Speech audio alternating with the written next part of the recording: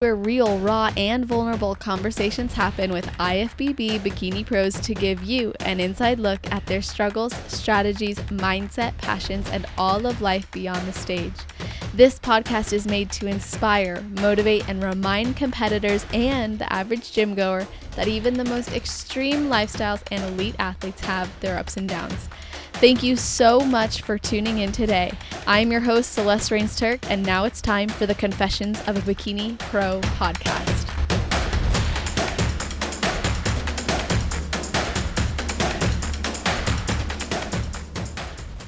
Today's video and audio episode is with a personal trainer and nutritionist who strives to help people achieve great transformations without feeling like they are dieting or having to fit their life around their training schedule through her online coaching program. And aside from fitness coaching, she also offers posing coaching globally. So we're going to be getting some of her insights on that today.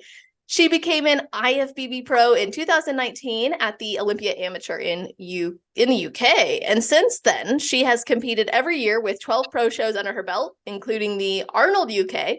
Her journey started in 2015. She tried out a lot of different federations, never won a show up until 2019. And after that, she went on to compete 4 weeks later when she started in 2019, entering this league. And then she won a pro card and the overall champion title, which is freaking awesome. And she actually found out she had epilepsy on her 21st birthday when she was out clubbing. And since then, she's transformed her lifestyle and overcome, I believe, if I heard it correctly, over or maybe up to 4 deaths, and has since been managing it, spreading awareness, and showing others you can do anything you want to do. We have a lot to learn from this woman. I'm really excited. So welcome to the show, Jade-Kelsie Wolfenden. How are you doing? I'm very well, thank you. I hope you are too.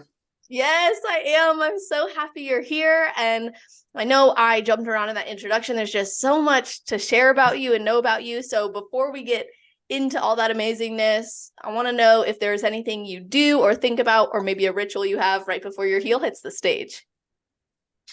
I'm very spiritual, so I carry 2 crystals with me, rose quartz crystal and a tiger's eye. And I have them in both hands and just say a prayer before I go on stage. And then I just pop them over to the side to make sure that I can see them when I'm on stage. Oh, wow. So you actually put them in a place you can see them have you ever looked at them when you're on stage? Sometimes when I'm just on the side and I can see in my corner of my eye. Obviously, when some stages you can't obviously see backstage, but some stages you can. So I can't always see them every single stage. But like the one I did in Italy this year, you walked on the side and I could still see the back of the stage. So I just put them somewhere where I know that they are, so I can have clear view of them if I just feel a bit nervous. Because for me, I'm not a confident person. I'm not the sort of person that would go on stage naturally. It's taken me a long time to have the confidence to get on stage. So sometimes I still get the little flutters in your stomach when you feel, oh, what am I doing? I feel like that happens right before I get on stage. I'm like, oh my gosh, it's really about to happen. And then when I'm on stage, it's like that element kicks in and you're just in it, you're flowing, and then you get off and you're like, what the heck just happened? It's like you change into another person. It's really weird. Yeah, especially if you aren't the type of person to normally put yourself out there like that. It's a very empowering experience. Yeah, you feel proud when you come off stage. And I know in amateur shows you don't get as long on stage as you do on pro shows. So when I turned pro and started going on the pro shows, I like, get me back on the stage. I go again. That's so cool. It's like actually really interesting because as an IFBB Pro, you do have technically like unlimited time. And obviously you are really only wanting to showcase your strengths anyways. But it's still nice because as an amateur, I do think especially that time you're done, prejudging is over, you have no more stage time. All you're thinking about is getting back on that stage. And sometimes at finals as an amateur, you don't get to do your full routine again. No. So it's like, you almost wish that in that prejudging moment time could slow down. Yeah, it's a little bit different as well in the UK. So the 2 bro shows that are always run immaculately, if you get your time on stage as your mandatories and your comparisons, whatever, but you only get like 10 seconds or something to do your eye walk. Well, posing routine, it's not even an eye walk anymore. And then that's it. And then you're straight on. We don't even do pre-judging or finals over here. Oh, so it's just one straight show and then results. Yeah. So that's how it was here in 2020. And I loved it. I wish that all shows were that way, in all honesty. Like, as an athlete, that experience, you've done shows in America too, though. So you have experienced that. What do you find to be better, or what do you prefer? I prefer to run it straight through. Yeah. Because then you're done then. You're done. You're in that element. Because you're already hyped up anyway. You've already done your routine. You've been on stage. You've kind of dragged yourself up there to do it. And then I just feel like, oh, I'm having to wait now for what sometimes bikinis last, isn't it? So it's 2 hours or whatever waiting to then get back on stage again, which is nice to say that you've got to get back on stage again. But I did like it when it would just run straight through.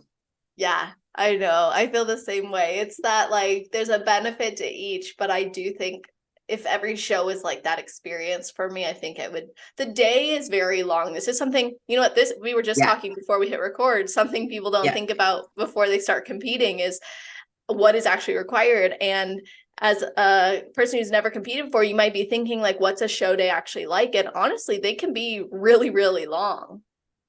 I dread show day. I love prep. I love dieting, training, every single side of it. I love getting the tan on and have the night before where you just get that giddy feeling. And then show day comes and I'm happy for it, but it's so long. Bikinis always last, like I've said before. And with what we normally get ready early in the morning, well, I normally get ready about 10 o'clock, so I'm ready, because you get stressed out, don't you? Yes. And then you're waiting for, like, I think one show I went on stage till like 9 o'clock at night. And it's so long. And you're waiting all day, and then you've got to try and organise your food on that time, try and keep full, but keep look right at the same time, try and practice your posing, but not be on your feet. It's just, there's a lot that goes into it. Yeah, and then you're timing your hydration too, because, like, you don't want to be chugging necessarily before stage, because you gotta pee, but you also, like, don't want to do it too slowly, where then by the time you're on stage, you're not filled out. So it's an experience, and I think we might as well talk about this. Just new competitors or people who haven't competed. There's a lot to know, and I wanted to hear your opinion as a coach. What are some of the things that you think differ between lifestyle phase to then competition lifestyle? I think from so I've done both, and I've got lifestyle clients and online client, and prep clients, sorry. And lifestyle, you can be a little bit slack off with your food sometimes. If you did want to go out with your friends for a meal, you can kind of get away with it. But in prep, there's no chance that you can come off your diet like 1 single ounce at all. You've got to make sure everything is organised daily to make sure everything is done. The amount of food you've got to prep if you're working throughout the day, and then you've got to make sure you practice your posing, getting your training sessions in, but still making sure you get on your steps in, your cardio, making sure that you're actually resting as well, because that makes a massive difference. If you're not resting and you're on your feet all day, you're just going to hold on to water and you're going to stress your body out, which you can end up putting weight on, which is probably normally water that you're putting on. But it's so, I would never tell someone not to compete, because it's the best thing that I've ever done in my life. But it's very restrictive, and you've got to have a certain mindset in order to be able to compete. You can't just, and I see it a lot lately, you can't just compete for the sake of competing because everyone else is competing. You need to compete because you actually want to compete. Now, I started off competing not because I wanted to compete, because my dad said that I wouldn't be able to do it. So I wanted to prove him wrong. So my mum used to compete, and when she was back in the day, she used to do figure when figure was bikini now. Yes. And I saw the photos when I was younger, and I said, I want to do that. And we ran a dinner table, because my family each ran a dinner table together. And my dad went, you won't ever do that, Jade. I was like, all right, I'll prove you wrong. a year later, I was on a show on the stage. What made him think you couldn't do it? So I was, as a kid, I liked my food. I'm not a foodie, but I like my sweets and I used to like my food. And I hated the gym. Like, you would not get me in a gym at all. Like PE class No, was torture for you. yeah, I was the person that would forge for notes from your mum to try and get yourself out of PE. I had no interest in sport whatsoever. But I think it was because it was team sports at school and it wasn't you. I'm very good at concentrating on what I need to do. That sounds selfish, but if it's something that I enjoy and something that I know that I can do it, I don't want anybody else to do it for me. I want to be able to do it myself. And I think bodybuilding is it's a very lonely game. Your friends don't understand, depending if you haven't got bodybuilding friends. All my friends are bodybuilders. You'll learn a lot. You need to make sure that you can passive your time to whenever times that you're hungry, sit and watch TV or doing some work, that you can just get it out of your head and not go to the cupboard and get the biscuits or the chocolate or whatever you've got. My easiest thing for that is literally just don't buy it in. So as soon as I start prep, everything gets thrown out. The whole cupboards get thrown out. So there's literally nothing in the house that is not on prep in my house at all. But throughout time competing, you get used to it. Like my partner can sit and eat a pizza in front of me and it won't bother me at all. But it's because I want to do bodybuilding. It's something that I want to do and I've always wanted to do it. Not just because I got told I couldn't do it, but I found the love for it because you're looking after your health and looking after yourself. And that's what I'm saying. Just don't do bodybuilding for the sake of it because it's hard. You've got to sacrifice a lot. You've got to sacrifice friends, sacrifice family sometimes, events. There's a lot that you need to stop, and your environment that you're in for yourself around prep is massive. If you're around people that are drinking and doing whatever, you're not going to be able to stick to it. There's no way because you're going to be influenced by it. So you've got to make sure that everyone around you is what you need. There's so many great points to what you said. So backtracking, you were a foodie, you didn't love physical exertion or team sports, but you knew that if you set your mind to something, you wanted it to be within your hands, your control, to be successful. You committed to try competing one day after being told you probably couldn't be successful. You are clearly successful in it now, which is awesome. And you recognize that if you start competing or you do compete just for the sake of it, it's likely not going to be something you sustain because of how demanding it is. So when someone's considering competing, consider how demanding those requirements feel.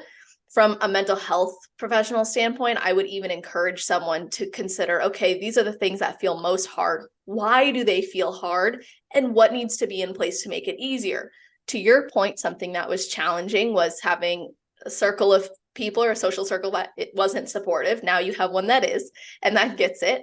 And then also, what was your environment like? If your environment is a cupboard full of snacks that are very easy to grab, munch on, and way overeat on your macros or even your meal plan, may not be conducive to your goals. That's not to say you can never have them, but just consider your environment, set yourself up for success.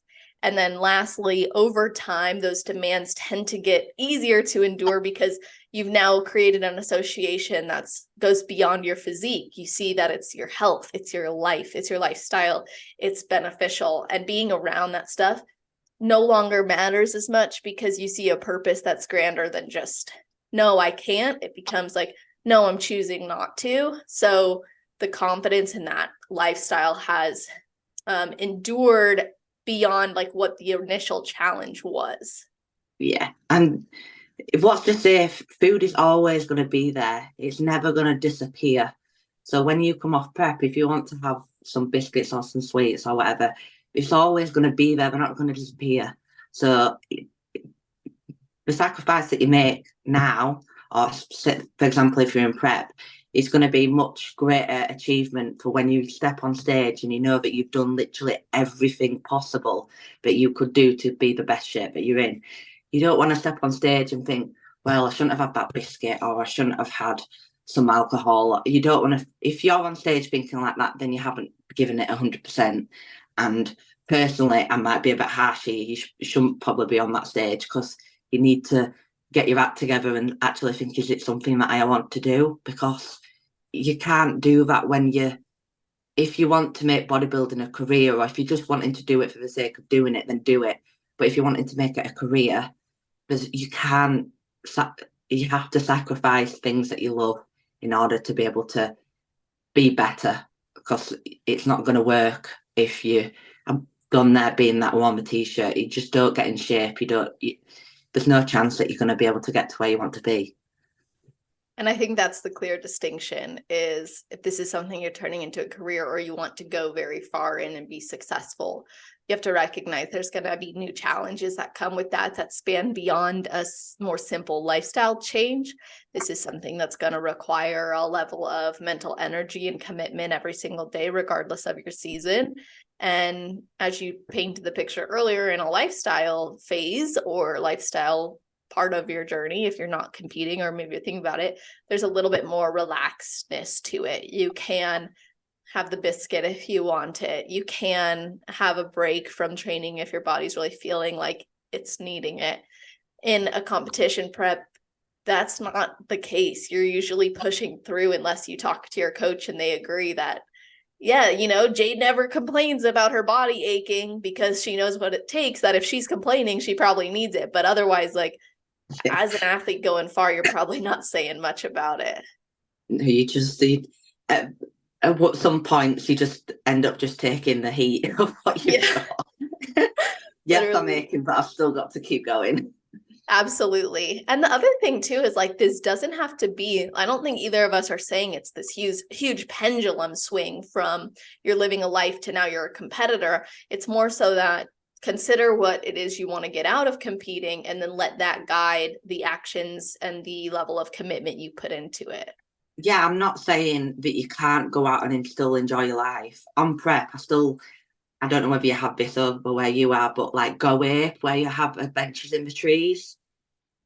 I don't know. Do you have stuff like that? So we have like massive trees over here, and they do like a tree adventure. So you get harnessed on and you go through the trees on like adventures. Yeah, like almost like zip lining. Yeah, a little bit like that. I love zip lining. I do stuff like that, or I go bowling, or you can still go to the arcades. We've got loads of arcades near me. So you can still live your life and still spend time with your family. It doesn't have to involve alcohol and food. I can't, with my epilepsy anyway, I can't drink a lot at all. Probably one or two drinks anyway. So for me, this has to be in my life. Otherwise, like you've said from the intro, I completely rejected everything before and it killed me. So I have to make this my life. I've got no other choice in it, but I wouldn't change it for the world.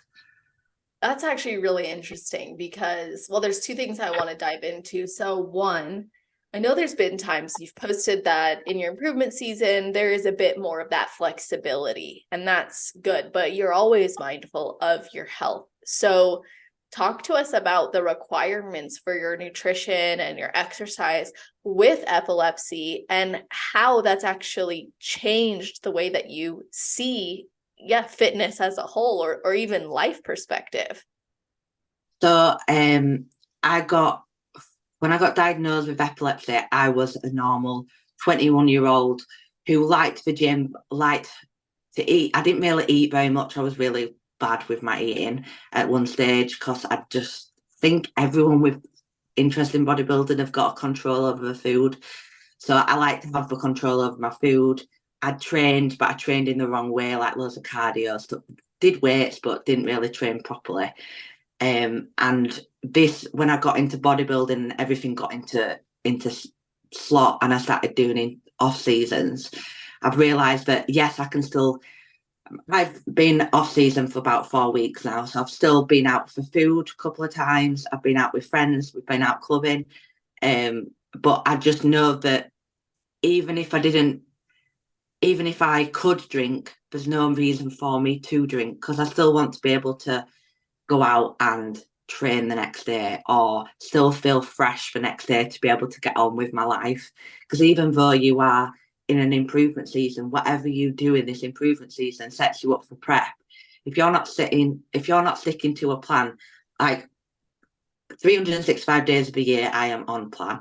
There's no days off. There's off-plan meals, yes, but there's no days off. I'm always sticking to a plan. And the only difference between improvement season and prep is that there's more food and there's a little bit more freedom. Whereas you can go, like I said, you can go out for meals and you just train harder because you've got more energy.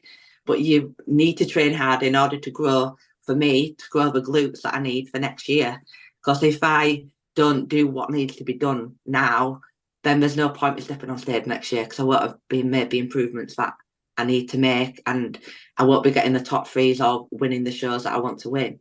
So prep is just a very small section of the whole picture in a bodybuilding world. Your improvement season is where everything changes, and like I said, train harder, you grow more.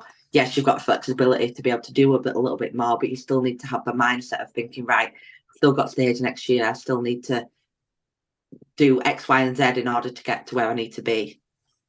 So true. Your improvement season really does have such an impact. And I think every year that you compete, you gain even more of that perspective.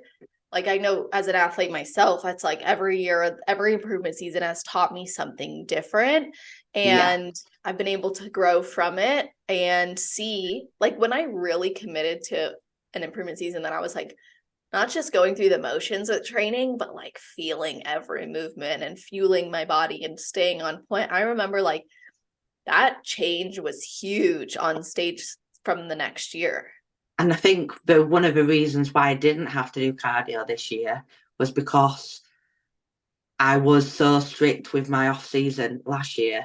Yes, I was bigger. I think I dropped about 30 pounds from start of prep to end of prep. But then near the end of a prep, I ended up putting more on to be fuller, obviously. But I lost 30 pounds and I wasn't overweight with my off season. I didn't put loads of fluff on. Still had a flat stomach. It's just that my legs and my ass grew bigger. So you need to kind of get into a mindset as well in an off season that you're going to get bigger, and that is hard. That is really hard. I really struggle with that. We've been so strict when I was younger. When every time I go into an off season, my partner hates me when I do it. I'm like, oh my God, I'm getting bigger. I'm getting big. Yeah, but you look better. You look fuller. I'm like, that's just another way of calling someone fat. He's like, shut up. I went, yeah, I know. But you need to just get used to the fact that in prep, you're not healthy. You're not, your body's not functioning. You lose your time of a month. Your skin don't get very great. I know mine don't knit back end. And then when you go into an off-improvement season, your body needs to get back healthy. You need to get your hormones back in check. You need to get your time of a month back. You need to be able to function actually mentally, because sometimes back end, you don't even, I think I've gone through some days where I've not even raised a thought in my head because all I'm thinking about is what I need to do next. You don't realize, do you? Yeah, that's such a great point. Like, prep can be very tunnel vision to the point where you don't see other areas of your life that need attention. And that's something I think is actually lacking in the industry, that we need more of that, because I think it makes people better athletes. And then when it comes to improvement season, yeah, your body's getting bigger, but isn't that what you want? You know, like, it's hard to remember that, but we have to remind ourselves of that. And there's a difference between fat gain that comes from habits you're unhappy with or behaviors you're unhappy with, and fat gain that comes from executing on a process that feels really good and is the right process. And I tend to notice that the people who I support who struggle the most with body image are generally unhappy with their habits too, or they have such a history of being positively reinforced for or rewarded for looking leaner. And because month after month after month, you're just looking to be smaller, that it takes some time for your mind to catch up to seeing your body get bigger. And I think the best way to look at your body in that sense is to actually put clothes on. Because I think when you look in the mirror in a posing bikini, when you've looked in the mirror in a posing bikini for so many months, you are going to be different. There's no reason in it, you are. But when you put clothes on, you look completely different. You don't look as big as you feel. You don't look like what you think you look like in your head when you're standing in front of a mirror in a posing bikini. Because you're so used to looking at social media is horrible for it, where people are putting pictures of a posing, but you never really see people putting posts on in their off season. And that is one thing that I'm trying to do this year. So every Thursday I post my check-in photos, and I don't care how it goes. Every single Thursday I will make sure I post my check-in photos, because you need to see that, it is good, and having the support from people when you are getting lean and the feedback that you're getting, but you still look like a normal person. It's just that when you're lean, people go, whoa, because they don't see stuff like that all the time. But when you are in off season, you're still a normal person. You're probably not any bigger than anybody else. So you still need to be able to see that. And I think posting about it, or even just taking the photos and actually really sitting down and just looking at them and thinking, actually, because sometimes I look at myself in the mirror and I do a check-in photo and think, actually, there's nothing wrong. There's nothing wrong at all. What am I worrying about? And I think you need to really sit yourself down if you are struggling with, because it took me years to be able to do that, because I used to delete every single photo. No. But you've got to actually think, no, look, my legs are growing, my glutes are growing, the waist is still small. There's nothing wrong with that. So, and that's why I'm posting it every Thursday, because I'm like, I'm going to make sure that happens this year. Love that. That's something that I've been committed to for a while now too, is always share the improvement season. Even when I got up to like close to 160 pounds, which I don't necessarily recommend, and that was from a lot of different things in my life, I still shared it because I think it's important for people to see, exactly as you said, the body evolves and changes with you and with your life, with your choices, with health, all these things. If we ignore it or we pretend like that's not true, we just judge and criticize so much more. And then, like you said, you only get used to seeing your body and other people's bodies in a certain shape, a certain conditioning, that then when yours isn't looking like that, whether you're comparing it to your last self or to somebody else, you now think that you look weird in the bikini, or you look fat, or but in reality, like when you expose yourself to it over and over and over again, and you normalize it in a sense, you can see like, wow, even one of my friends who's not a competitor, I was like, sometimes what I find that's difficult is when you're in your improvement season, you think you look more like a normal person. She was like, I don't think anyone who actually understands what it takes to build a body would look at most of you competitors and think you look normal. Yeah. She's like, your muscle is so much more intense than most people walking around, even with improvement season fat gain, like just the muscle alone. And I was like, that's a good perspective from someone who doesn't compete, because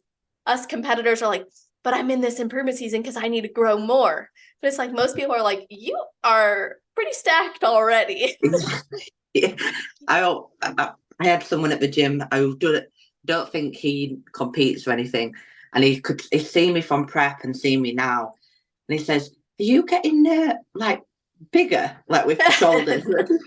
And I was like, "Well, yeah, I'm trying to grow." He went, "You do not need to grow." Right. He's probably older too. Yeah. Well, thank you for that, but I do need to grow, but thank you, I appreciate it. I love that. It's so true.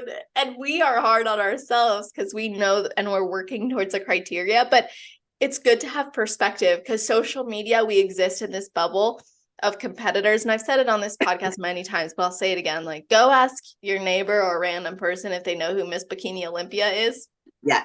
They probably don't, but that would be crazy. None of my friends do either. Yeah. Well, I say to my friends, I want to do Olympia. What? I'm like, oh God. They're like the Olympics. You're like, At the Olympics? No, not the Olympics. I just said pretty much. Except every year. Kind of like the Olympics, but for bodybuilding. Yeah. That's what I would say. Exactly. It's true. So it's good for perspective. I love that that's something that you're doing. But I want to know from your perspective as a competitor, as well as a coach, being entrenched in this industry as well and really focusing on the lifestyle. I mean, you've competed every single year. So have you ever experienced burnout or had to manage like maybe drops in desire or commitment? Yeah, so not this year gone, but the year before, I had a really bad time with my epilepsy. I had, when COVID was around over here, I had the vaccination. It didn't really agree with my body. Ended up sending me having 14 seizures back to back, and then my heart ended up stopping and I died. And I ended up in resus and in an induced coma for a couple of weeks. Weeks? And yeah, I was in prep at that time. And I came out, I think it was like 1.5 weeks, I think it was, came out and then got straight back onto prep as soon as I came out. And my coach was like, you cannot do this. I went, I am stepping on that stage if it kills me. This is not stopping me from doing this. But then my body wasn't playing ball. Nothing was playing ball at all. And I just remember sitting in my darkness in my bedroom, just crying because I just couldn't understand. Well, I can understand now, just putting my body through so much because at the time, we've talked about it before I think we recorded, my body wasn't playing ball because I had underactive thyroid and I didn't know this. So I was literally trying everything under eat, like I think I'm having like 800 calories, probably wasn't as little as that, but it felt like it. I don't think it was more than 1,000 calories. And then I think I was doing like 2 hours of cardio a day, 20,000 steps a day. And it was going up rather than going down. And I just couldn't understand it. I tried resting, that didn't help. So ended up thinking, right, I'm going to just get my bloods done because the hormones play a massive part in a prep. And then I just said, just test everything, just want everything, a full bloods done, just get it done. And then they said, well, your thyroid's under, but it's not massively under, but it is under. So I got prescribed thyroxine, started taking that. I've been absolutely fine ever since, never had to do any cardio. That's so amazing. My body plays ball. It just didn't want to play ball because I didn't know about it. But I think because my body's been through so much with my epilepsy, there's a lot of underlying health issues. So I've got a bad heart. My heart, when I have a seizure, my heart stops.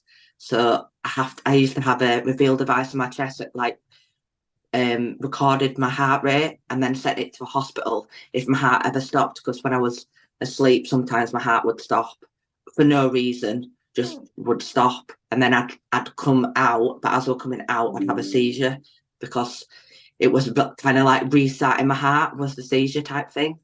Yeah. And until that, my seizures hadn't been under control until like properly this year. Wow. So I've been carrying on competing ever since and just trying to struggle competing and seizuring at the same time. But there's been this year's been the easiest prep that I've ever done in my entire life. But before those preps, getting my pro card, doing the different shows that I've done has been the hardest I've wanted to quit so many times just because I just think, well, my body just don't want me to do it. They just don't want me to carry on dieting down and doing things like that because I did get told when I did get diagnosed that I wouldn't be able to get my body fat down over a certain percentage. I wouldn't be able to train. So I couldn't get my heart rate above 130 beats per minute. So I wouldn't be able to do weight training because weight training, obviously, you get your heart rate above 130 when you weight train, especially doing legs. And it was really, really hard. And I just got to a point where I thought, I just don't know whether I want to put my body through this anymore. And then it started playing ball end of last year. And I thought, you know what, I'll just give it another go. What was it about bodybuilding that made you feel it was worth it, even when you were fighting your body? I think it was the only thing that I could control at the time.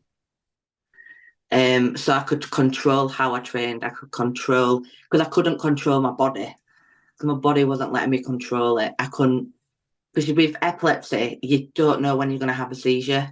Medication helps, but it doesn't stop seizures, and there's no cure. There's not talked about enough. Not a lot of people know how to deal with seizures. And I've had seizures in the street where people just walked over me because sometimes you look drunk. Mm. I've had seizures in middle of town. People just walked over me. I've had seizures on buses. They've just walked over me and not done anything about it. And I couldn't control when I was going to have one or where I was going to have one. I lost my driver's license as well. And then I Wow. just thought, I just need to control something. I could control everything around bodybuilding. I could control when I ate, when I trained, posing, timings. I could control everything. I just couldn't control my body.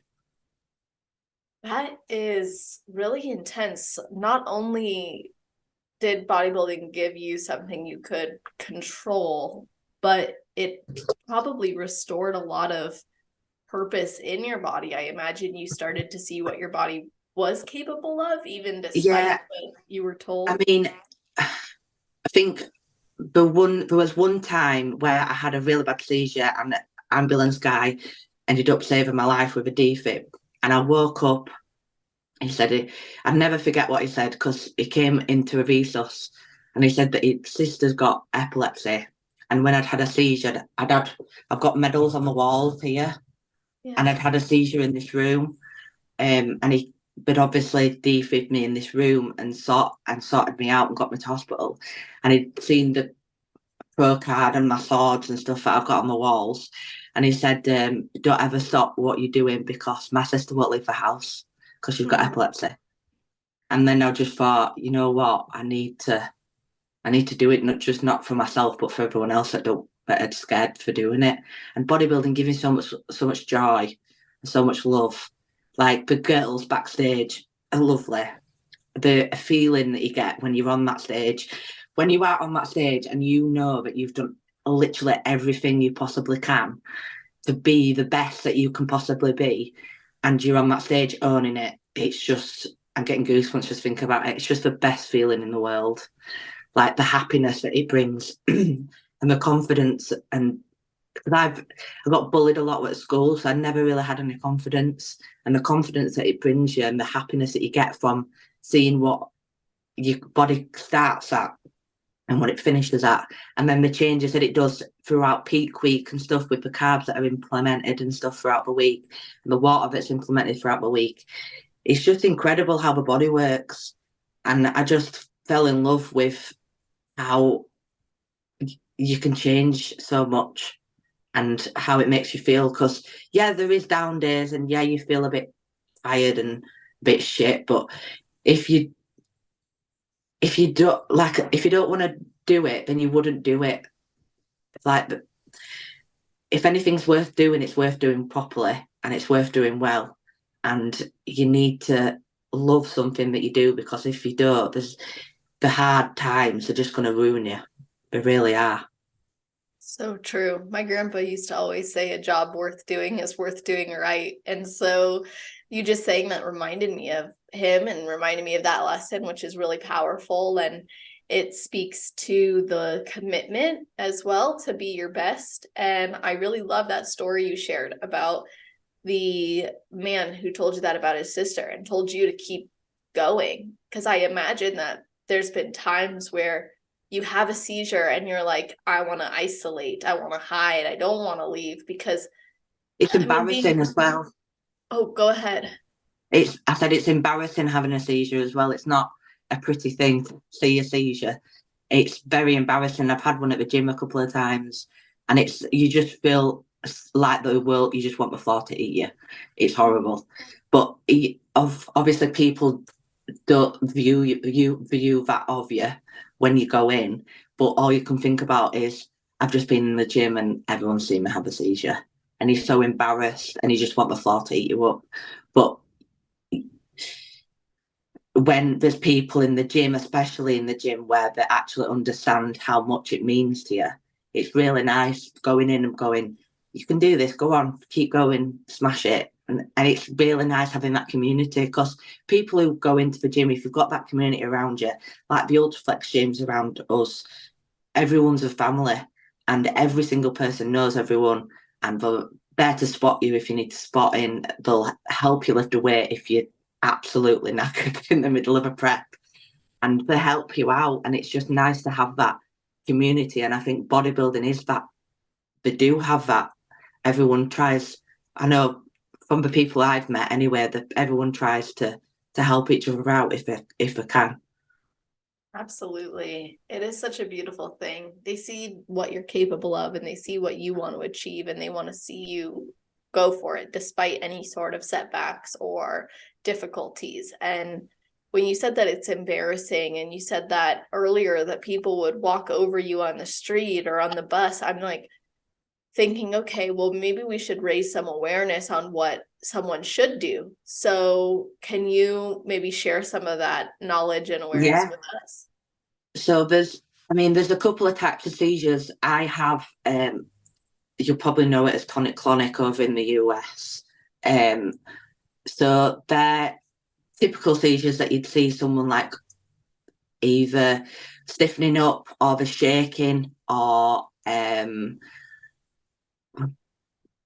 not generally the stiffening up and the shaking, and they're like convulsing, so they're moving up and down. The only thing that you can do is just don't, if they wake up, don't go anywhere near them, because sometimes they can be really confused and not know where they are. I've accidentally punched someone in the face when I've woke up because I've not known who they are. So just don't go anywhere near them. Just make sure that if they are convulsing, that you're putting something underneath the head, so they're not going to hit the head on the floor and give themselves more damage. Because if you're convulsing, you're so stiff and you're giving your head some right force on the floor if you're convulsing. And if it lasts over 5 minutes, call 999, because they're not going to come out of it. Okay. That's the main ones that you need to watch out for. I mean, there's absent seizures, which I have, which is like you're talking to someone, and then you just like daze off into like thin air, and you struggle to get your words out. You're completely silent, and you can't really do much about them. You just got to kind of put the hand on the shoulder and see if they're all right, and they should come out of it. Again, if they don't, after 5 minutes, then ring 999, because that's not going to come out of it. But it's just making sure that when they do come round, they realise where they are and they're okay. Because I've had them before where I've been at middle of the gym and then thought, how the hell have I got here? And then had to realise where I am, and then done it, gone again. But the tonic-clonic ones they're the ones where you completely, I can't even explain. You're so tired. Like the back end of prep, when you're back end of prep and you literally can't even lift your arm up because you're that tired. Mm-hmm. That's what it feels like when you come out of a seizure. Mm. But you're like that for about 48 hours. Wow. It's horrible. Migraines that you get afterwards as well is not very nice. When you're having a seizure, do you know you're having one, or is it not until after? So I've had two different types of seizures. Some people know that they're having them, and some people don't. I've had only one where I've known that I was having one, and that was probably the worst one I've ever had for me, because I was hitting my head on a radiator, and I knew I was hitting my head on a radiator, but I physically couldn't stop myself from hitting my head on the radiator, and I couldn't do anything about it, and I knew it was hurting me, but I couldn't stop myself from doing it. And then the other ones, I say it's more awful for someone to watch it than for me to actually have it, because yes, I feel a bit rubbish when I come out of it, but it's not a nice thing to see someone have a seizure. I always feel bad on my partners or for someone who's had to witness it, because I've had to, before I get diagnosed, you have to like record them to show your specialist to make them realise whether it is seizures or not. You have to go through a long process. It took me like 2 years to get diagnosed. because we don't just do it straight away, and they record your seizures to see if are epileptic seizures or non-epileptic seizures. So I've watched one before, and I couldn't watch it after about a minute because it was just horrible. Not nice at all. And that's such a vulnerable state for you physically and mentally, and then coming out of that, like, again, physically and mentally. I think the hardest thing is waking up and even not knowing who, like, for example, I've not known who my partner is, and I've been with him like nearly 8 years. So waking up and not knowing who anybody is, or waking up scared or confused. And I think after a while, yeah, you come around from it and you can kind of understand, but it's embarrassing. I think it's more embarrassing than anything else, just because you've got no control of what your body wants to do with itself. I think that's the worst thing about having epilepsy, that you don't know when you're going to have it, and when you do have one, you've got no control about what happens to your body. Which explains what you said earlier about bodybuilding giving you control. And Yeah. I imagine going through that process of diagnosis and finding out that you did have epilepsy. It was genetic, and it expressed itself through different triggers of yours, including drinking. I imagine that comes with a lot of grief, maybe, for the life that you thought you might have or you did have. I mean, my triggers are heat, stress, and tiredness. And obviously I can't drink too much, but that's not all epilepsy is triggered by alcohol. But you always have at least a couple of your own triggers. Everyone's triggers are different.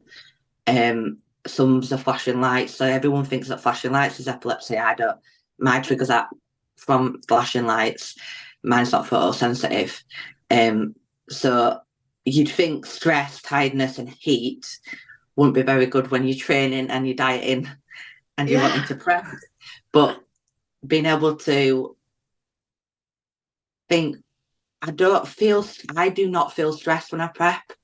I don't know what it is. It's you do get the shit, am I going to be ready on time, or am I doing the right thing kind of stresses, but you don't get, like, I don't think life stresses you out as much. I don't know how to explain it. And yeah, you get tired, but I just have to make sure that I look after myself just that little bit extra. So I used to have a job doing personal training. I don't do that as much anymore. I do a couple of clients and that's it, because I know that when it comes to prep, I'm going to be tired. So I'm going to have a nap in the middle of the day or at the end of the day or 3 times a day if I need to have a nap. I still have to have a nap. I sound like a rat old person. I still have to have a nap when in improvement season, because my meds take it out of me. So you have to just learn how and it's the same with bodybuilding, you have to just learn how your body adapts to different things. Because I'm sure that halfway through a bodybuilding prep, people feel like they need a nap, because I need about 5.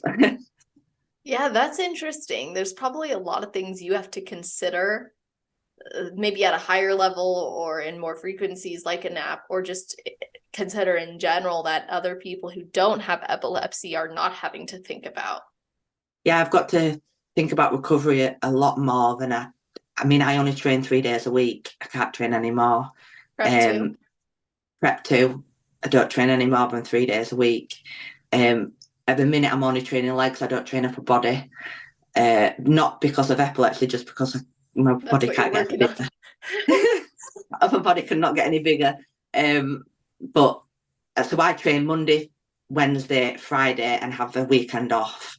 And that works really well for me. It gives me rest in between. Yes, it is leg day every single other day, and I get the rest at the weekend to really reset and then restart again. So I've just got to be a lot more mindful about my body. But I think everyone needs to be like that. I don't think it's just because I've got epilepsy I need to be a bit more mindful. I think there's a lot of my clients and a lot of people who I talk to need to be a little bit more mindful about, and being a bit selfish as well. Yes, I love helping people and I love trying to do everything I can for someone. But at the end of the day, if you're not looking after yourself, you can't give 100% to someone else. So you need to make sure that even if you are just with an improvement season, or even if you're in a prep, you're still looking after yourself and making sure that you are looking after you. Because you can't do a prep or an improvement season if you can't physically do it yourself anyway. So true.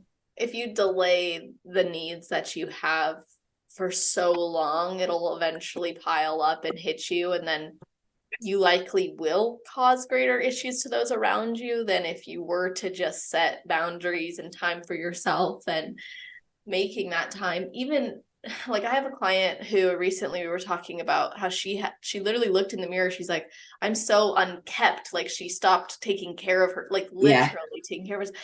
And so we set aside, like this week has been like a reset mode.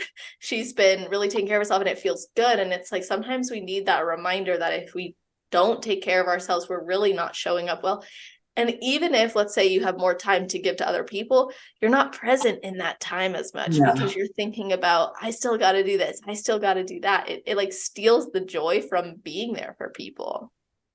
I think the main thing that you need to think about at first and foremost, which has just taken me a very long time to do, is think about yourself first and then make sure that everyone else around you is sorted.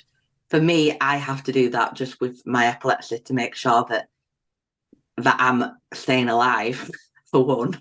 Yeah. And I'm making sure that I can get my health where it needs to be before I look after everybody else. But that took a long time for me to realise that. And I would say it's only been this year that I've done that. And I've been bodybuilding for 11 years and epilepsy, for 8. So it's been a long time. Some of the best lessons take a while to learn. I think bodybuilding does help you learn about yourself a lot more, though. So true. Because you're immersed, like, let's be real, you're really immersed in yourself. You're immersed in what you're feeding yourself, how you're moving your body, how do you feel? You're having to track so many variables that, like, I think that your self-awareness increases to a level that maybe speeds up some of the processing of these lessons. I think if I ever did stop bodybuilding, I would still stick to a plan, still train, still look after my body, because not just because of being for the sake of it, just because you need to keep yourself healthy and keep everything ticking order and working.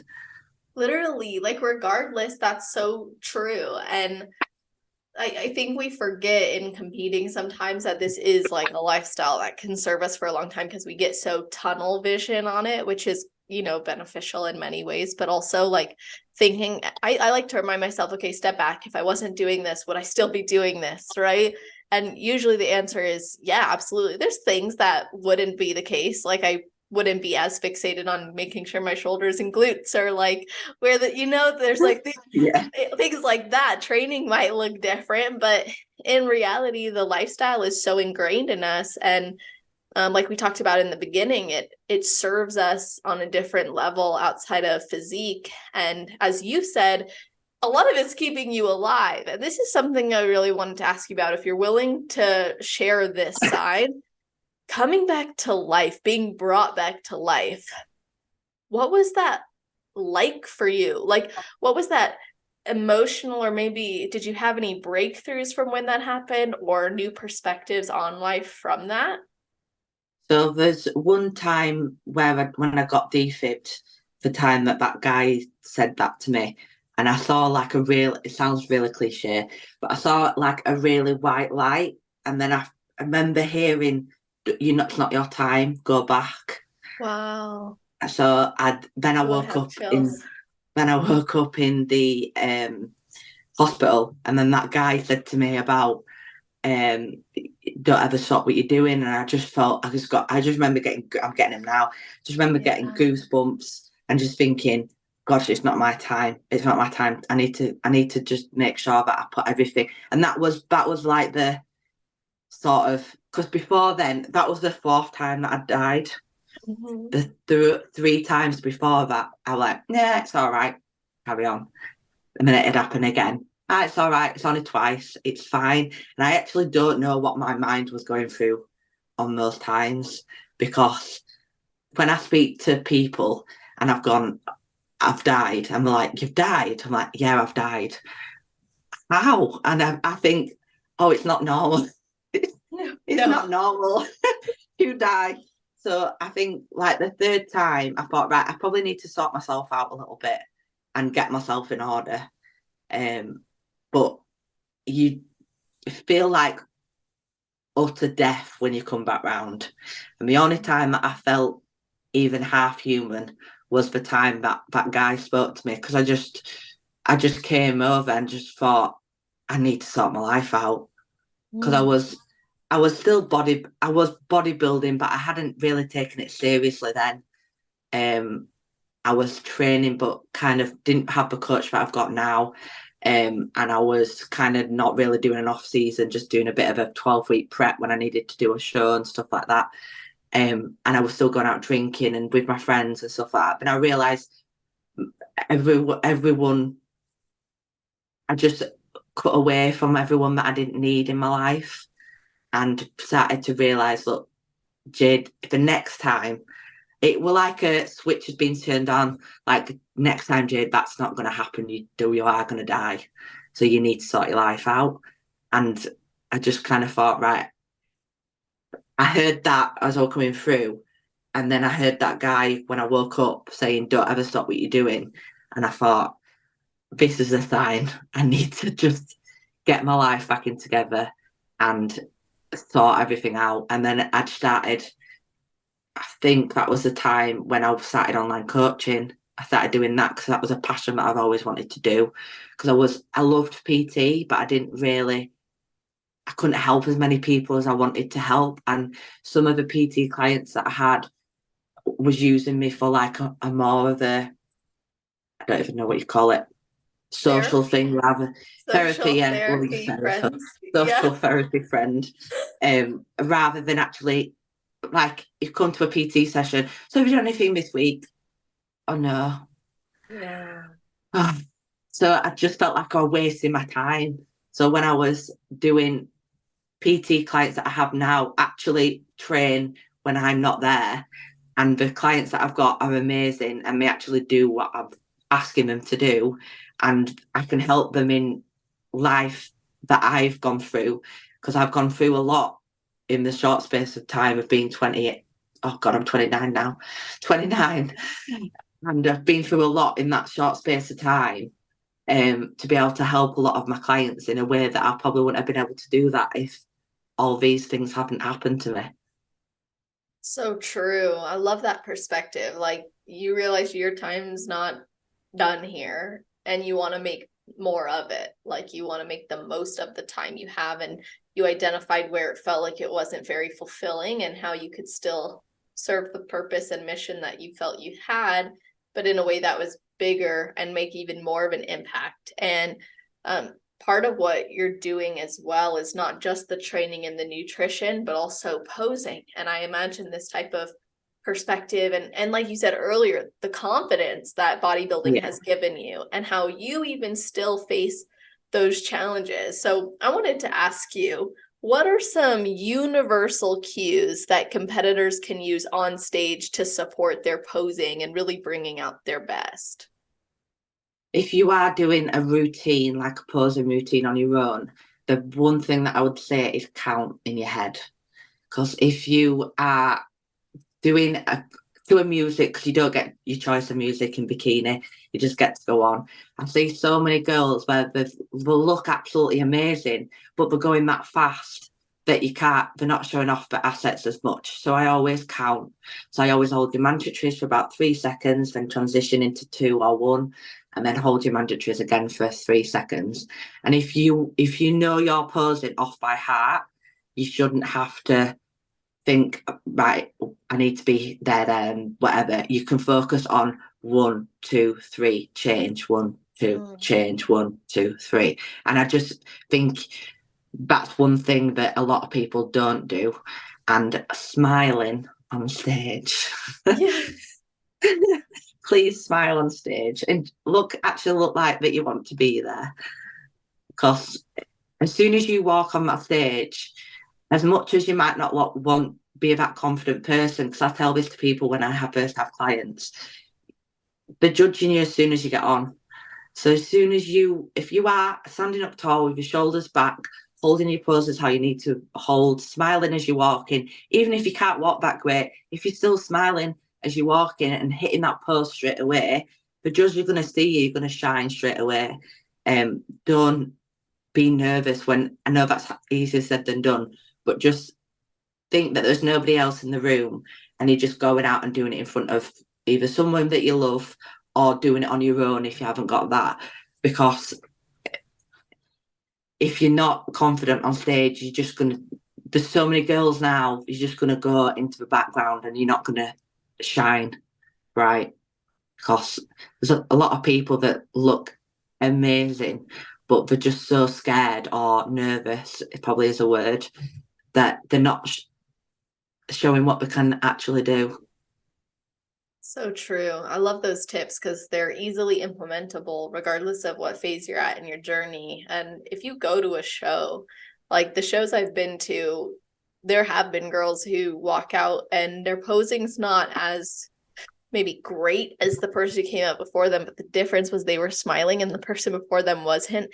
And it makes a big difference. And you can tell when someone is like forcing facial expressions versus naturally like smiling, embracing who they are, letting that shine. And I really have never seen a competitor go wrong with smiling the whole time. I mean, posing is a massive thing in bodybuilding. If you cannot pose, it is place depending. You probably are going to end up losing some placings because you can't pose properly. So even if you're thinking about competing or stepping on stage, you need to get into your posing. Because like I said, if you can count on stage to make sure that you're hitting poses for a long enough time, the judges have then got time to look at every single aspect of what you're showcasing. But if you are trying to think of my foot needs to be there, my arm needs to be there, you're not going to be able to feel comfortable on stage. You're not going to be able to do those two things that I've just said. So you need to make sure that if you think, even if it's the popping into your head, just go and pose, because it'll help even if you're doing photos, if you're doing check-in photos. It'll help in confidence. It'll help with everything. Because I've done girls in person, I've done girls online, and the difference in the confidence after a couple of sessions is nicer for me to see than them actually hitting the poses. Yes, I want them to hit the poses and be able to get it, but the confidence that I see in them and the change is just incredible. So you can change your body so much if you get your poses right. So true. Like it really makes a big difference on your physique. And I think sometimes this is painted what you just said really clearly. I imagine when I am learning something new with my posing or changing something, I'm recording it and gosh, I look less steady, less confident. But when I have practiced it so many times, it's second nature. I look natural. So that's like a good reason to practice, because even if you don't land it perfectly, at least you'll have the confidence in what you're doing where you're no longer thinking about that cue so intensely, like you said, because you've practiced it so much. Yeah, the judges can tell straight away who's practiced the posing and who's not. Straight away. As soon as you walk on stage, they'll know straight away whether you have or not. I remember I can't remember what show it was now. I think it was the Arnolds, and I think it was, I can't remember what judge it was. And he came into the back of the Arnolds and said, I'm going to work you hard. I think it was Jack, I forgot his last name.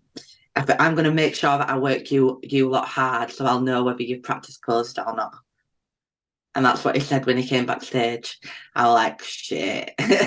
Okay, Yeah, time's it's on. true. You even have like posing conditioning. Like you can tell who's practice holding their poses versus who's not, because Tyler Mannion over here in America has talked about the same thing. Sandy's talked about the same thing, because sometimes like the differences between physiques are so like everyone looks so incredible, but they start working them and they're like, actually now I see a weakness here. This girl's glutes are falling because now she's walking to the back. She's not keeping her hips up. That kind of stuff happens. So it's important to pose for conditioning like that when, okay, if the judges did work us, because we want to expect we're going to go out and battle with people, because that means that everyone's given their all and it's a tough competition. That's very gratifying. So imagine if that is the competition you're going into and you were to be put to work, could you uphold? Yes. A lot of people can't hold the core tight when you're hitting the posing. Doing stomach vacuum. I know it sounds stupid and people talk about stomach vacuuming and holding your core in tight.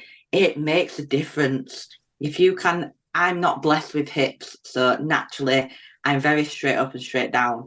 So in order to create shape for me, I have to make sure that I'm sat into my glute and I am conditioning my core. Because if I cannot hold my core in, my waist looks very thick. It's not the smallest of waists. So in order to be able to make it look the best it can look, I need to make sure that I can stomach vacuum, hold in and breathe and pose at the same time. And I think a lot of people forget that, yeah, you can get your pose in and you've touched on it really well, but you still need to be able to hold it and there's very small tweaks that you can make. There's not just holding your posing and there's not just posing. There's a lot of different little things as well, like making sure your hair's not on your shoulders because it clashes hides your shoulders, and then make sure that you can lift your chest up tall, because not a lot of girls then twist round to the front if they're not lifting the chest up. They're not holding the core in tight, so the stomach's protruding out and it's making the waist look thicker. Some girls sit into the hips too much and then it makes the proportions not right from shoulders to glute. So there's loads of things that you need to make sure that you can get right on your posing. Yeah, I love that. That was a lot of great just key points right there for people to be considering and looking at. So you really can't just do a prep and not practice posing and think that the best physique is going to get you a win, because if you can't present that physique, they won't see it.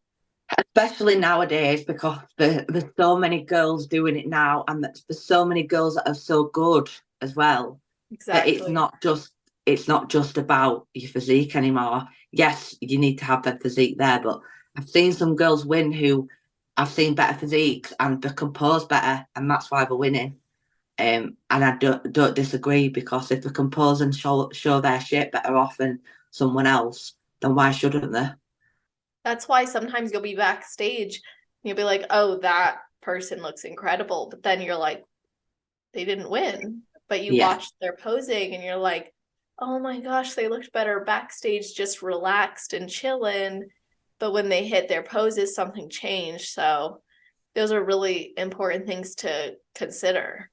Yeah, and going to a posing coach that doesn't just do the same poses for every single person the same. Because for example, me, I have no hips, so I have to change my posing different to a lot of other people. I wouldn't pose someone who had hips the same way that I pose, because it won't match them.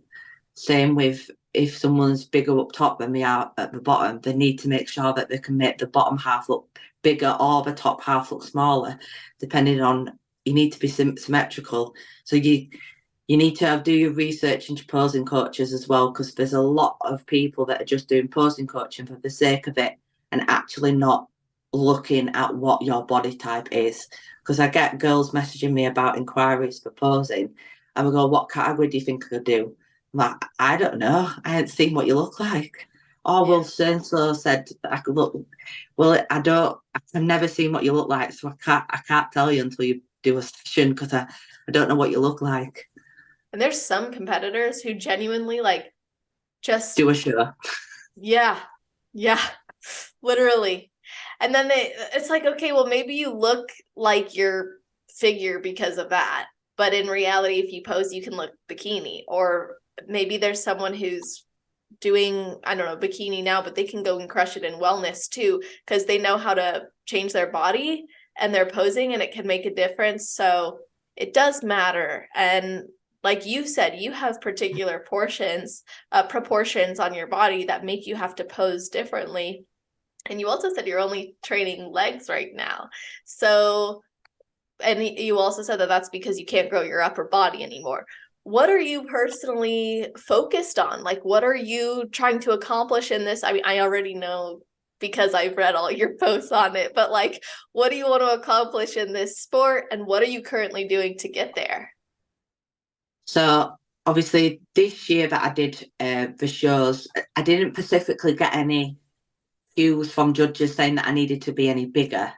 But then I was looking at all the top four mainly, and all of them had they had hips, they had shape, they had hourglass figures, but big glutes, but not muscly glutes, but big full glutes, which is what they want now in bikini. And I was looking at myself, and I'm naturally not built with glutes at all, born with a pancake ass. So I've Wow, had you've to, grown your glutes a lot yeah, then. Because it's your taken glutes a are like, lot. yes.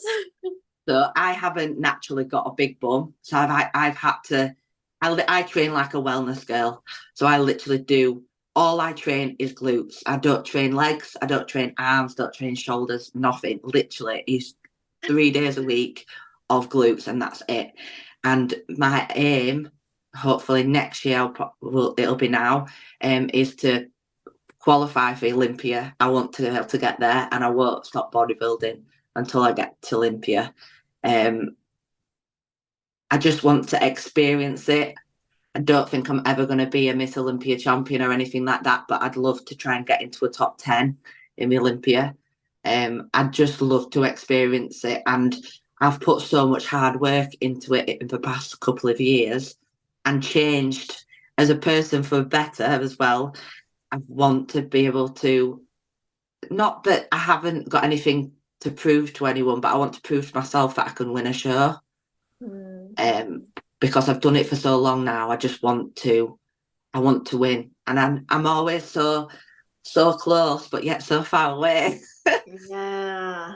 Well, and you won, like you were doing other federations before you even entered this one and earned your pro card. You had won the overall, and then you went to the Olympia Amateur and you won the overall there, correct? And that's how you got your pro card. So you didn't really start winning, you could say, until you entered this federation. So Yeah, what my was it? figure. Yeah, so like for PCA and I think it's UK BFF, that's not around here anymore. I think it's the IFBB Elite from where you are. That's what UK BFF was over here. Um, my shape didn't fit the front pose. So where the X frame of the front pose where you're standing face front. Yeah. And like I said, I've got no hips, so I didn't look like I had an X frame. I was too broad up top because I've got broader shoulders than I have a lower half. And it just didn't fit. And then two bros, I'd only just really started. It'd done a couple of shows in the previous years. And my coach, Cuba, is a bodybuilding IFBB Pro, said, just try loads of different federations this year and see which fit for you, which I think is a great thing that you should do before you think about a show. Just try loads of different ones and see where you fit.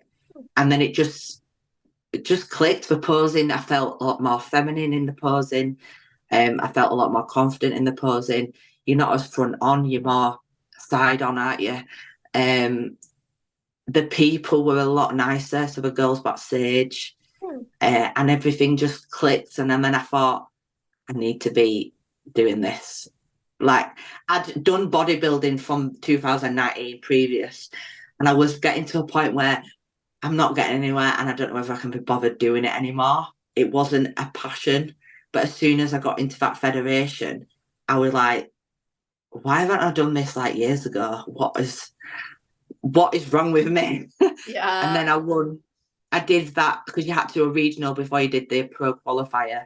So I did the regional and won at the regional, and then did the pro qualifier. I think it was a week afterwards or 2 weeks afterwards, and then won my class, and then won the overall pro card as well. And I remember getting my pro card, and I had to look down at my number to make sure it was me. Because you're like, I heard 2 and 3. So maybe it's not. Where did that doubt come from? What made you think maybe it's not me? Because my height class, I think I was in E or F. So I'm quite 5'6", so I'm taller, in the taller end of the category. We got moved around a lot. I never moved from the centre, but the people around got moved a lot, and I wasn't 100% on my bodybuilding as much as I am now. And I didn't understand what that meant. I didn't know couldn't tell whether I was on the centre. I couldn't tell whether I was on the second. So when I won my height class and then he went into the overall, I thought, I'm not going to win in front of all these girls, because obviously, all the winners from all the height categories go into the overall, and I was looking at all the winners from the different categories, thinking, there's no way I'm going to win, but I'm just going to enjoy it, do what I can do, just get on stage and do my thing. And then I did my thing, and then I just couldn't believe it. I just was so shocked. I just remember I don't think I could talk for about 3 hours because it was just so shell shocked.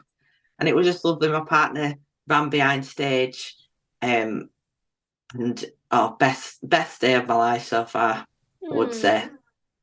That video of you and your partner was so cute too. Him celebrating with you backstage. You could tell he's been invested in your journey.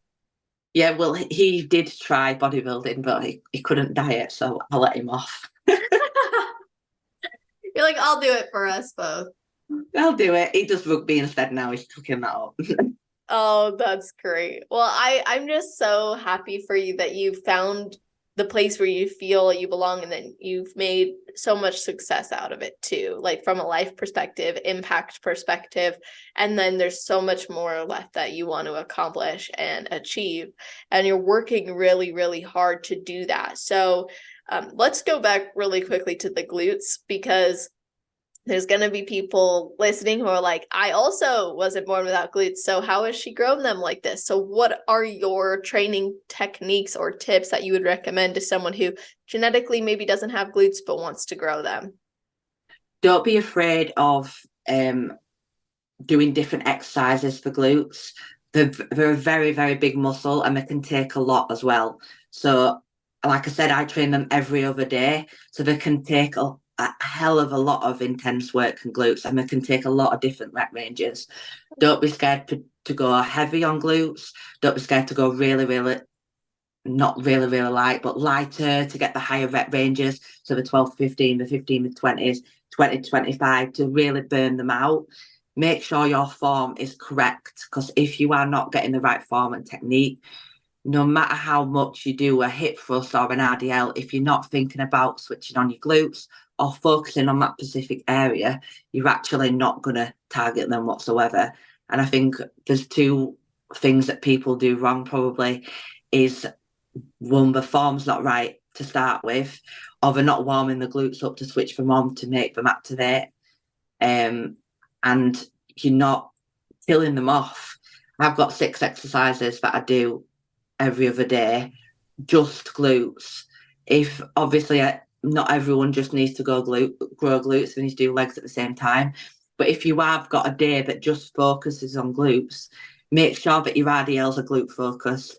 Make sure your your hip squats. So I do focus hip squats that are just focused on glutes. I don't use my quads. I don't use my hamstrings, and it's hard technique. There's a lot of things on my Instagram actually that I've talked about how to train glutes on certain techniques that I use, because it is very hard to think that not to bring in your quads or to bring in your hamstrings. You've got to really, it takes time. So go light first with your weight and build it up slowly. Don't think, right, I can normally do, I don't know, 170 kilos on a hip thrust. Are you actually doing it right?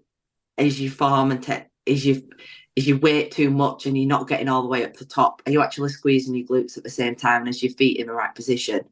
There's a lot of different things, and not every single position is right for one person. So sometimes your feet need to be more forward, sometimes you need to be further out, or your toes turned out. You need to try different techniques to see what works for your body as well. When I earned my bachelor's degree in psychology and went on to earn my clinical mental health counseling degree and even become a national certified counselor, I knew I wanted to bridge the gap between competitors and mental health professionals. Too often, athletes are told that they can't compete and have a healthy relationship with food or their body, and I absolutely disagree with that. I have helped thousands of women globally to build more than just a body by combining psychology, personal development, mindfulness, and my signature peace through growth process. If you are struggling with the post-show blues, or you're struggling with adherence to your prep, or any aspect of your relationship with food, your body image, or overall commitment to your goals, I have tons of resources available for you over at www.celestial.fit.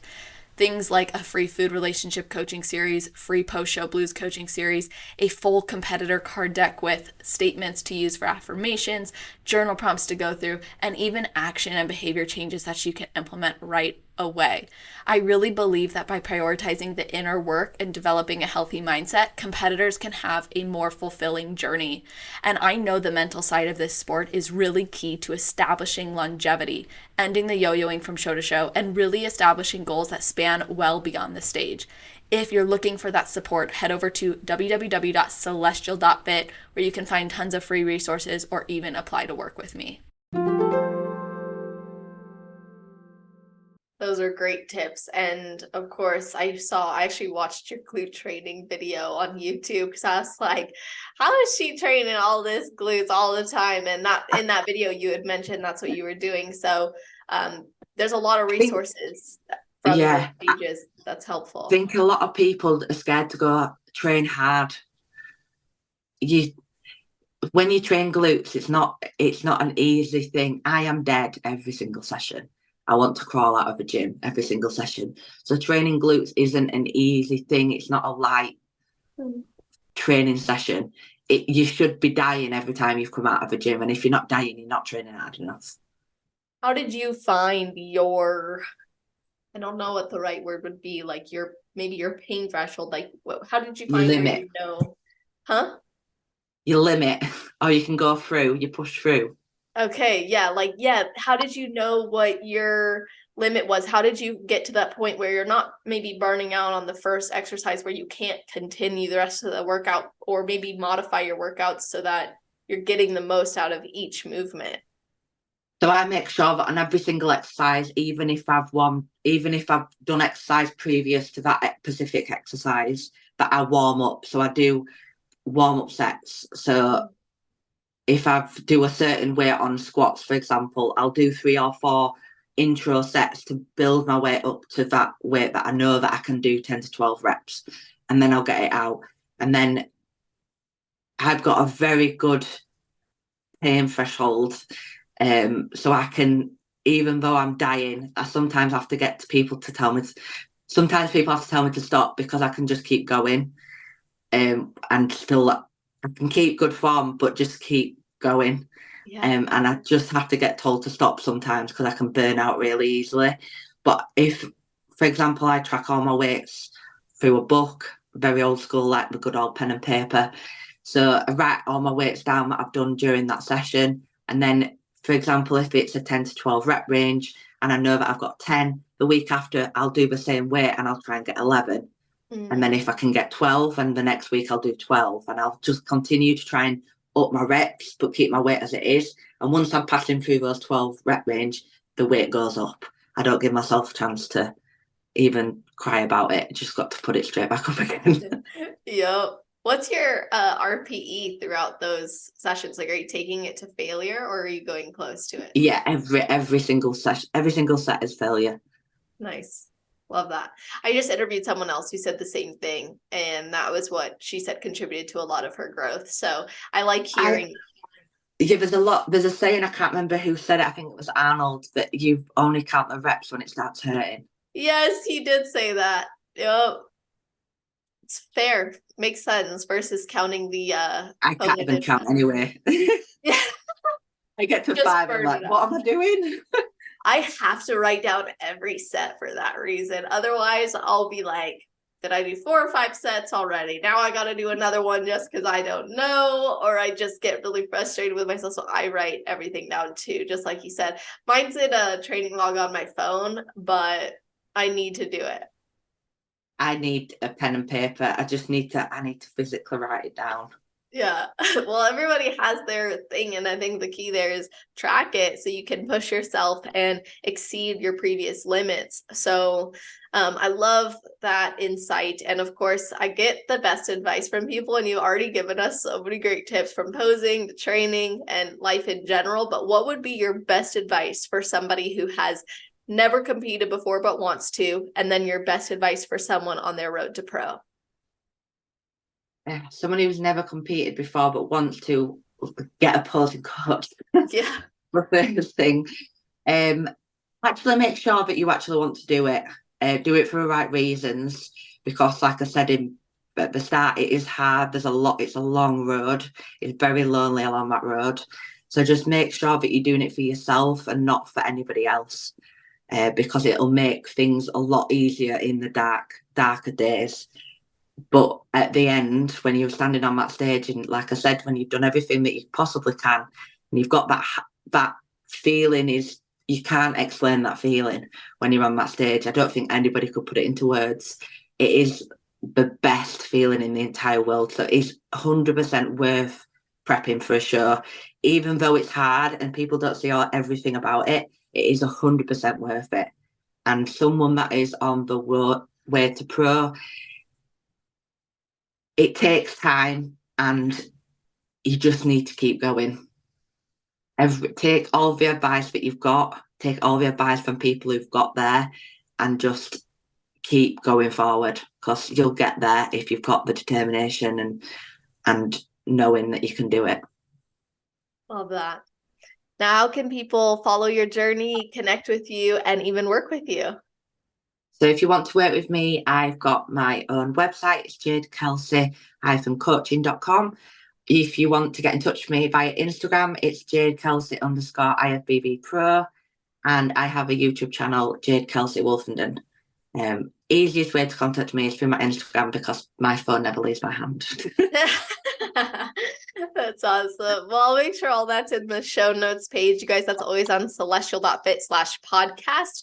We not just have all of the links for connecting, but we do a full summary of the episode, written summary, topics that were covered, and episode timestamps. So this allows you to go back to the parts that you really liked, as well as share it with people and let them know why they should listen and what to expect. So want to say thank you guys. Especially, we've been doing video episodes almost every single week now. I don't even remember the last time we just did an audio one, which has been new and exciting. So thank you guys for subscribing on YouTube at celestial_fit, so you can catch the video interviews like this. And we post updates too on celestial_fit on Instagram with reels. So tag the competitors as you listen. Let us know what you like about the episode or what resonated with you, because it means so much to me, means even more to the athletes, because it means their story resonated or something stood out to you about them. And that goes such a long way and really supports the podcast. So thank you guys for tuning in. And Jade, thank you for coming on.